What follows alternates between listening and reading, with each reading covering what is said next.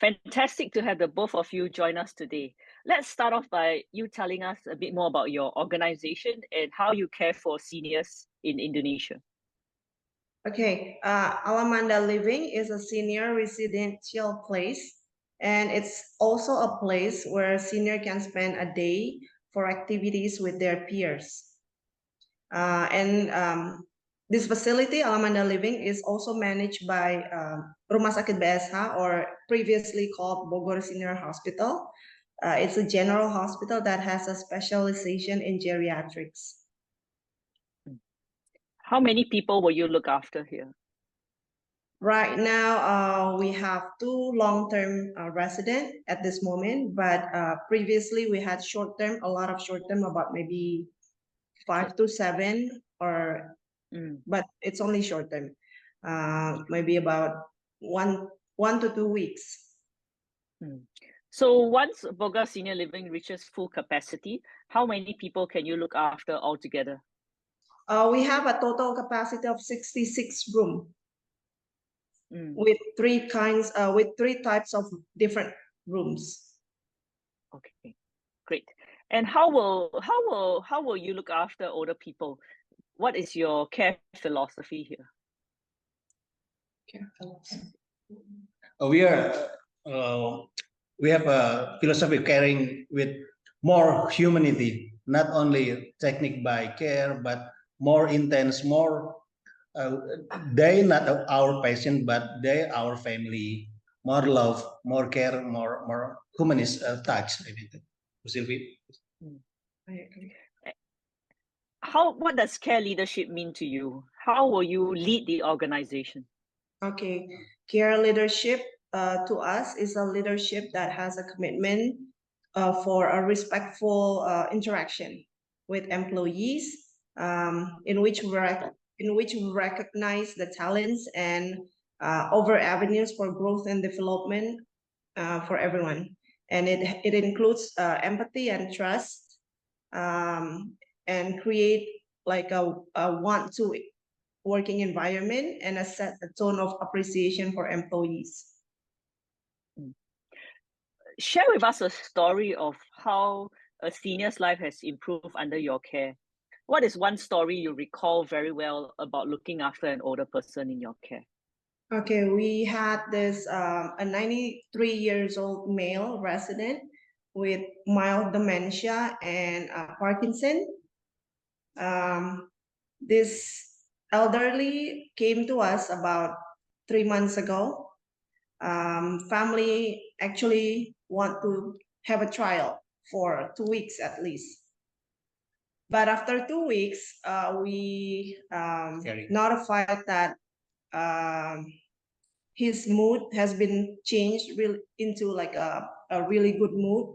So he's pretty much happy every single day, because we have a caregiver that actually like a friend to this senior. So everyone is being friendly to this guy, and then mood is improved significantly. And also every time we have an emergency, because we are integrated with the hospital, of course. The hospital is next to us, different building, but it's right next to us. So every time there is an emergency that we have to handle, we go to the hospital right away, and response time is about only 5 to 10 minutes max. So family told me that their life has been changed significantly after they placed the loved one in Alamanda Living, because they still worry, but it's worry less, because they know that their loved one is being taken care of well, and every time there's an emergency, they can go straight to the hospital without any waiting time. In Indonesia, when seniors are thinking about moving into a facility, what do you think concerns them the most? What are the questions they have in their mind when they think about moving in? Okay, in Indonesia. So yes, as of right now, I've I've noticed that a lot of Indonesian are still worried that their parents thought that they're being thrown out, quote unquote, to the senior living or senior facility. In fact, that they don't realize that being put in the facility like this is not abandoning their parents, right? It's giving their parents a quality of life, actually, because the elderly can actually have a time with their peers, and then they don't just stay home wandering, doing nothing. Right here, they can improve their cognitive ability actually by playing and then gathering with their friends. I think that's great. It brings us to the question about quality of life. How important is it for you to be able to deliver quality of life for your residents versus just making sure that they have good care and they have medicine and we look after them? What value does quality of life play for you? Can you share with us your thoughts? Yeah, a quality of life to us is more like where an individual can be healthy and comfortable and able to participate in life events, right? And then it's also can be defined according to satisfaction with life or capabilities, which is able to live a good life. So there are two definitions here, right? So I think it's very important for an elderly to have a good quality of life before they go, right? Everyone, it's not just elderly, but everyone, especially elderly, having a good life, having to live a good life is very important, because like, let's say if they only stay at home and doing nothing, it means they don't do exercise, they don't do ADLs, they don't gather with their friends. I mean, we cannot tell them that they're happy, right? I mean, there's no satisfaction of life there. Just watching TV. I mean, maybe they like TV, but not as much as they can gather with their friends and having activities that they like. And so many ways. Yeah, so I guess that's quality. That's what we call quality of life. Having to be able to do something that they like at the end of their life. So if you think about a senior and elderly person who has dementia, how would living together with you under your care, under your organization's care, help a person living with dementia? What are they likely to experience in activities when they live with you? For dementia people, we have a resident with mild dementia. We cannot give many complex activity, but we are focused on closer as a family and doing what they want, like gardening, simple activity like that. They can join the day. They can enjoy the food. I mean that no main activity we give, but we try to maintain their dementia. Okay, I think that's great. Well, thank you so much for sharing. Let's move on to the topic of technology. How have you considered various technologies, and what do you think of the technology products out there for your new development? Okay, in our facility, we don't really emphasize on high tech, but we do emphasize on high care, which include high taking care with love and passion, and loving LTC. It's more like it than high tech. I guess this elderly doesn't really need those technologies. I mean, it's okay for internal purposes, like data and charting and stuff like that. But I mean, for the interaction with this elderly, I think TLC is like what important the most. Yeah, and then it's like Pak Akbar said earlier, it's humanistic touch. It's more important. But actually we do have a lot of high-tech equipment in the hospital. Like let's say we do have hydropool for back pain, strokes, and all kind of back problem. And we do have a sling, a gait sling.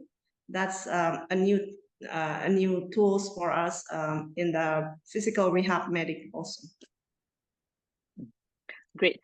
You touched on a bit about data analytics. Let's talk about how we can use data analytics to help daily operations. What is your insights on that? And have you seen any data analytics tool that helps you to measure happiness for your residents?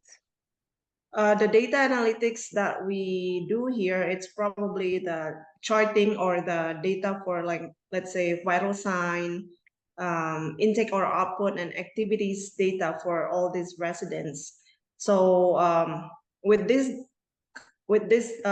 data, we can actually monitor the resident, how they eat, how is their intake and output, how is their vital sign, how do they act, are they active in the activity time or not, and then we can evaluate the progress of each resident and do something about it. Like we can set an individual plan for each resident. I think that's great. And how do you measure happiness of your residents? How do you know whether your residents are happy? Is there any tools that you currently use, or do you think you'd like to try different things that can be used to measure resident happiness? Resident or a family stay in Alamanda Living, we give a questionnaire flyer, and then they can recommendation or give something comments about services in Alamanda Living. Even I mean room or activity or caring.